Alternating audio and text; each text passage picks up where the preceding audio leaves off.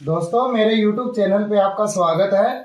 दोस्तों आज मैं आपके लिए जो वीडियो लेके आया हूँ उसका मेरा मेन मोटिव ये है कि हम सेटिंग कैसे करें। तो सेटिंग करने के लिए क्या है,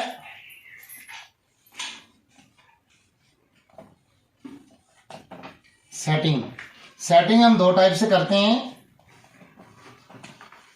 एक जाचक पे और एक कोलेट चक पे।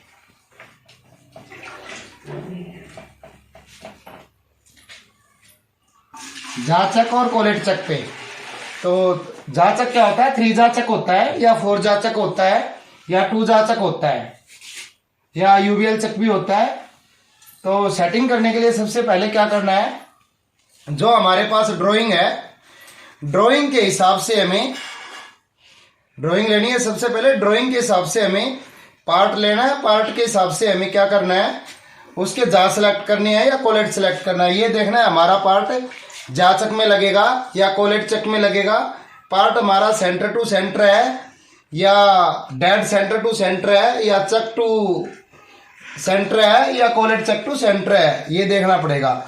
इसके बाद हम एक्सेसरी सिलेक्ट करेंगे। इसके लिए जो भी चाहिए, जा चाहिए या इधर कोलेट में लगनी है तो कोलेट चाहिए।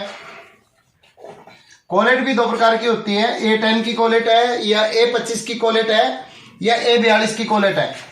जाचक देखना है हमारा A10 का है या A25 का है या A42 का है, तो उसी के हिसाब से हमें कोलेट सेलेक्ट करेंगे। जहाँ 3 जाचक है या 4 जाचक है या 2 जाचक है, उसी के हिसाब के हम जा लेंगे। जा लेने के बाद में हम जा होल्ड करेंगे, पार्ट के हिसाब से होल्ड करने के बाद हम जा को ट्रू करेंगे। जा ट्रू करेंगे, अगर कोलेट चक पे है तो हम कोलेट को ट्रू करेंगे, कोलेट चक ट्रू करेंगे, ट्रू करेंगे। ये करने के बाद क्या करेंगे, हम पार्ट के हिसाब से जो भी है ड्राइंग के हिसाब से उसके हम टूल होल्डर सेलेक्ट करेंगे। टूल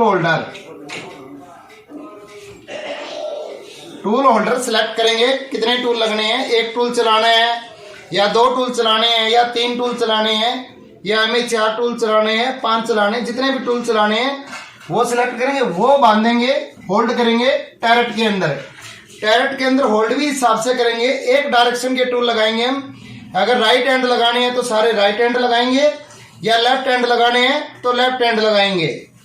और ये लगाने के बाद ये टूल भी हम सीरियल से बांधेंगे।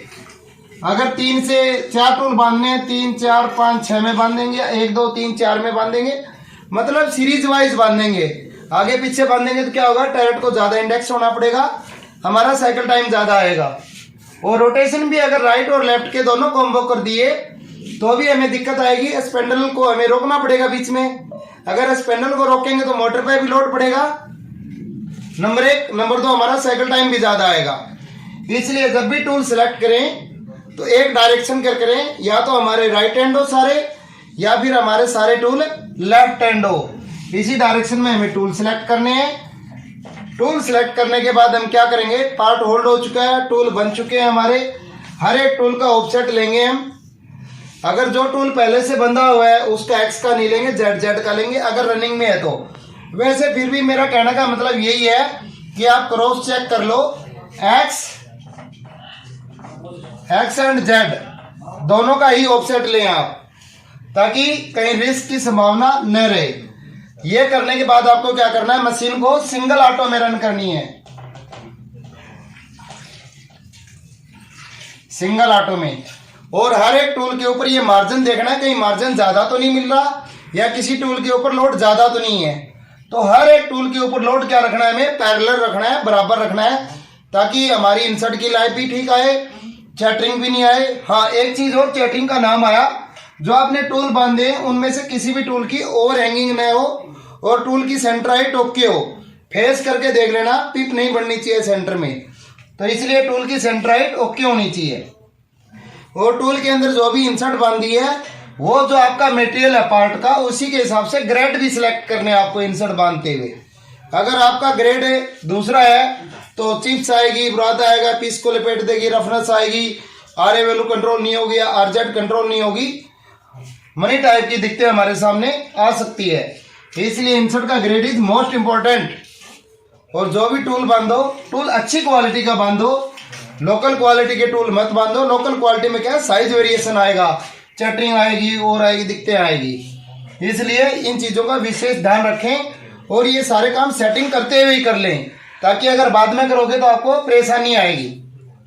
तो सिंगल ऑटो में चलाने के बाद आपने पीस बाहर निकाला, हर एक टूल का आपने मार्जिन चेक किया, एक टूल चलाया उसका मार्जिन चेक किया, साइज चेक किया, फिर दूसरा टूल चलाया, ऐसे चलाना है। निकालने के बाद पीस को आपको चेक करना है। चेक करने के बाद में जो भी ड्राइंग के हिसाब से आउट ऑफ स्पेस हो उनको ऑफसेट देके स्पेस में लेके आना है, इन स्पेक में।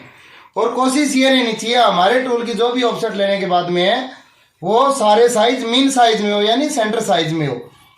मीन साइज में होगा तो क्या होगा, 5-10 माइक्रोन ऊपर नीचे भी होगा तो भी हमारा पार्ट रिजेक्ट होने की संभावना कम हो जाएगी। इसके बाद में आपको अप्रूवल करवाना है पार्ट का। अप्रूवल करवाने के बाद में मशीन रन कर देनी है। ये हमारा सेटिंग करने का प्रोसेस था। तो वीडियो के अंत तक बने रहने के लिए धन्यवाद दोस्तों। जय माता दी।